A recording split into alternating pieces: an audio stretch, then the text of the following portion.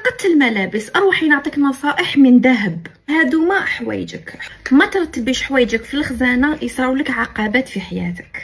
تخلي حوايجك المسخين في لاشومبر تاعك. لا كنتي مزوجه ولا عزبه ما يهمش، تقولي زعما تي نكدسهم هنا ومن بعد نروح نغسلهم، هاد الحاجه يتطيري لك المشاكل سورتو في علاقتك الزوجيه. تخلي حوايجك في الصال دو بان ولا تقعدي حاطه واحد السورتي دو بان هكذا لاصق في الصال دو بان عايش تماك، هاد الحاجه تعطيري الطاقه السلبيه لحياتك.